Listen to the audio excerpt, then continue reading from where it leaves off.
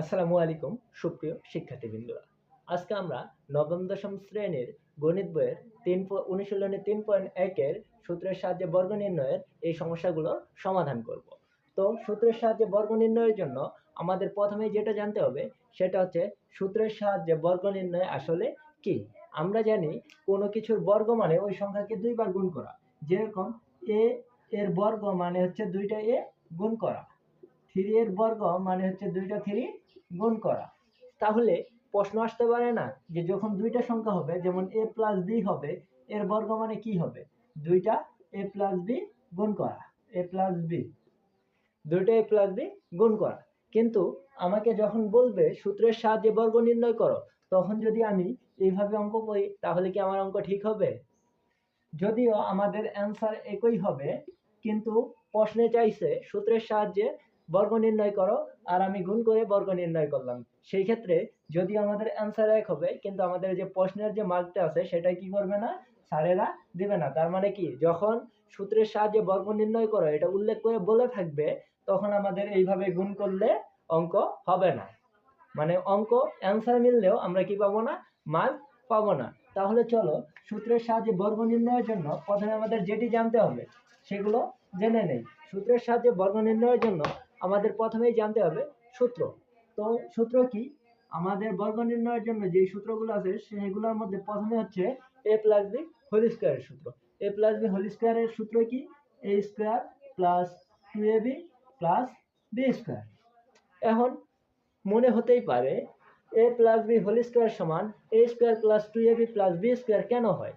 যে a plus B whole square সমান a square minus 2ab বা a square plus 3ab plus B square, এগুলো হয় না কেন? তাহলে দেখো, এই প্রশ্নের সমাধান হচ্ছে, আমরা কি জানি কোনো কিছুর বর্গ মানে ওই সংখ্যাকে কয়বার গুণ করা? দুইবার গুণ করা। তাহলে আমরা যদি এখন a প্লাস বি আর a প্লাস বি দুইবার গুণ করি, তাহলে a প্লাস বি হোল স্কোয়ারের কি পাবো? বর্গটা পেয়ে যাব। তাহলে আমরা কি করব? দুইবার গুণ করি। এখন চলো, a আর a গুণ করলে a স্কোয়ার, এবার a আর b গুণ করলে হচ্ছে a b, এবার b আর a গুণ করলে হচ্ছে তোমার a b, b R b গুণ করলে হচ্ছে b স্কোয়ার। এখন দেখো তো, ক্যালকুলেশন করি।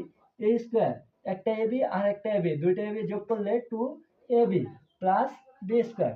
তাহলে এখন দেখো a plus B whole square সমান কি হলো আমাদের? a square plus 2ab plus B square. আশা করি এখন বুঝতে পারছো সূত্রে আমাদের a plus B whole square সমান a square plus 2ab plus B square কেন হয়। ঠিক একইভাবে a minus B whole square সমান a minus B whole square সমান a square minus 2ab plus B square. এই দুইটা সূত্র আমাদের অনেক প্রয়োজন। তো এই দুটো সূত্র তাড়াতাড়ি মুখস্থ করে ফেলো। a plus B whole square সমান a square plus 2ab plus B square, a minus B whole square সমান a square minus 2ab plus B square.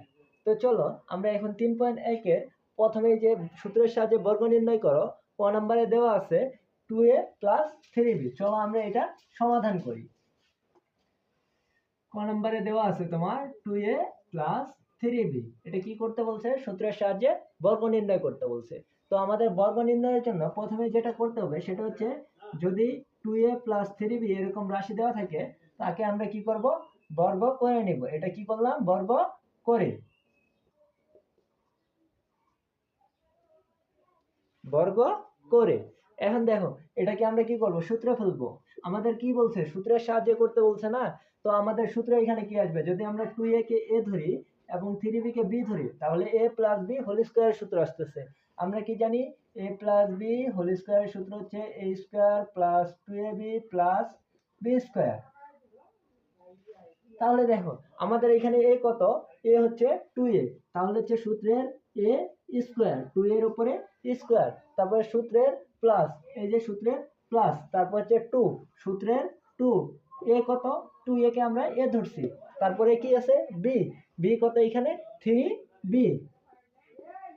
তারপরে সূত্রের প্লাস, তারপরে কি? b square. এখানে আমরা কাকে b ধরছি? 3b কে আমরা কি ধরছি? b ধরছি। তার মানে 3b এর উপরে স্কয়ার। তো চলো এখন আমরা ক্যালকুলেশন করি। 2 এর উপরে স্কয়ার মানে কত? 4a স্কয়ার প্লাস 2 আর 2 4, 4 আর 3 12, a আর b গুণ করলে a b প্লাস 3b এর উপরে স্কয়ার মানে কত? 9b square.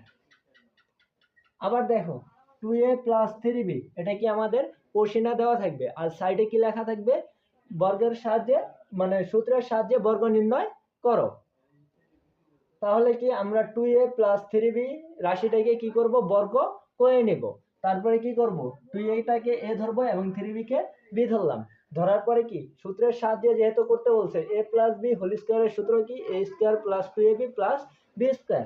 তাহলে আমরা কি করলাম, 2a, এটা যেহেতু a তার মানে এর উপরে স্কয়ার মানে a স্কয়ার প্লাস 2a, এটা কি b, তাহলে হচ্ছে 2ab প্লাস এটা কত b, এই যে b এর উপরে স্কয়ার। এখন দেখো তো a square plus 2ab plus b square, যেহেতু আমাদের সূত্রের সাহায্যে হচ্ছে, তার মানে এটাই হচ্ছে কি আমাদের অ্যান্সার। আশা করি সকলে বুঝতে পারছো। এখন দেখো আমরা খ নম্বরে চলে যাই। খ নম্বরে কি দেওয়া আছে, x square plus 2y square. খ নম্বরে দেওয়া আছে আমাদের x square plus 2y square. এটা কি আমাদের কি করতে হবে, বর্গ নির্ণয় করতে হবে। তাহলে x স্কয়ার 2y স্কয়ার, এটাকে যখন আমরা বর্গ করব, তার মানে এটা কি করলাম আমরা এখন বর্গ করে।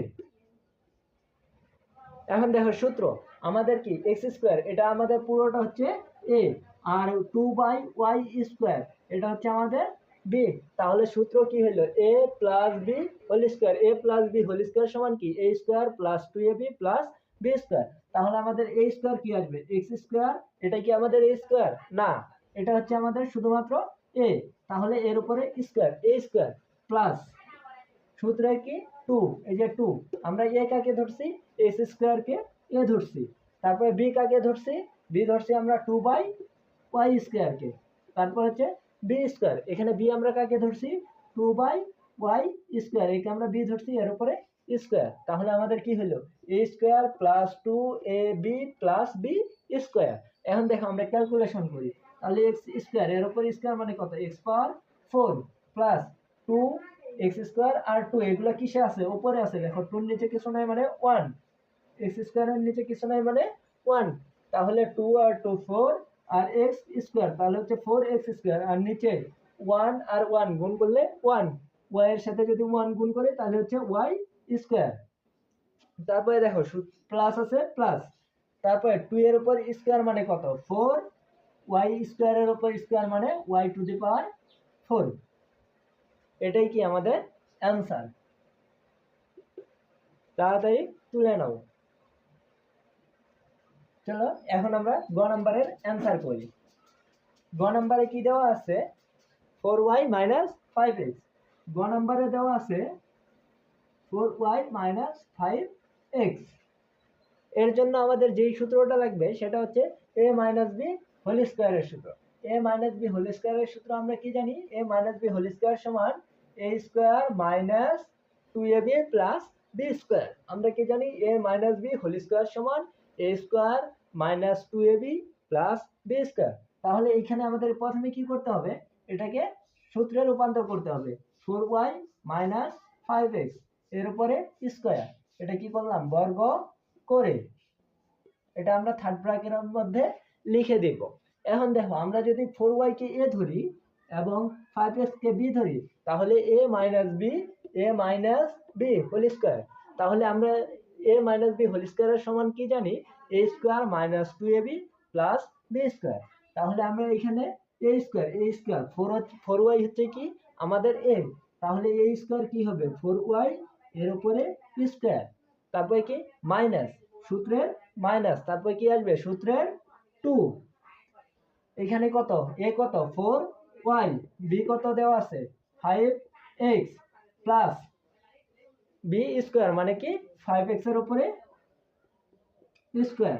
তাহলে কি হবে, ক্যালকুলেশন যদি আমরা করি, 4y এর উপর স্কয়ার মানে হচ্ছে 16y স্কয়ার মাইনাস 2 আর 4 8 আর 5, তাহলে হচ্ছে তোমার 40x y প্লাস 5x এর উপর স্কয়ার মানে কত 25x স্কয়ার।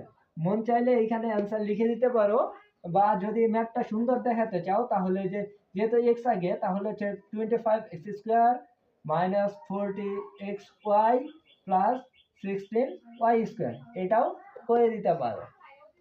তো আশা করি সকলে গ নাম্বার অ্যান্সারটাও বুঝছো কিভাবে আমরা করলাম। তাহলে চলো এখন ঘ নাম্বারটা করা যায়। ঘ নাম্বারে কি আছে, 5x² - y। ঘ নাম্বারে দেওয়া আছে 5x² - y। 5x² - y এটাকে আমরা কি করব, আগে বর্গে রূপান্তর করব। 5x² - y এই যে আমরা কি করলাম, বর্গে রূপান্তর করলাম, বর্গ করে থার্ড ব্র্যাকেটের মধ্যে। তাহলে এখন কি a - b, এটাকে যদি আমরা a ধরি আর এটাকে যদি b ধরি, তাহলে a - b হোল স্কয়ারের সূত্র পড়ছে। a - b হোল স্কয়ারের সূত্র কি, a square minus 2ab plus b square. তাহলে আমরা কি করব, এটাকে সূত্র ফেললাম। তাহলে 5x টাকে আমরা কি ধরছি, a ধরছি।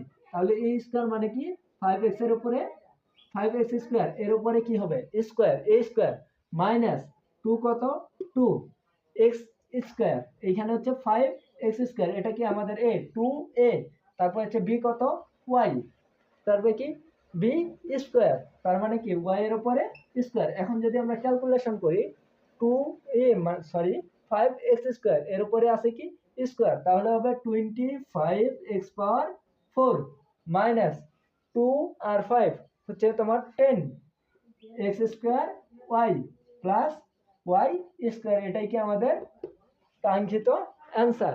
আশা করি সকলেই ঘ নাম্বার মানে ঘ নাম্বার প্রশ্নের সমাধান ঠিকমতো বুঝতে পারছো। এখন তোমাদের কিছু বাড়ির জন্য কাজ দেই। দেখো, তোমরা বাসা থেকে 2x + 3y 5x - 7y 2z - 1 এই তিনটা প্রশ্নের সমাধান করবা। যেহেতু এখানে ফুল প্রশ্ন সাবমিট করার মতো অপশন নাই, শুধুমাত্র 1 2 3 এইভাবে লিখে অ্যান্সারগুলো আমাকে কমেন্ট করবা, আমি তোমাদের কমেন্ট চেক করব। আজকের ক্লাসটা এ পর্যন্তই। সকলেই ভালো থেকো, সুস্থ থেকো, আল্লাহ হাফেজ।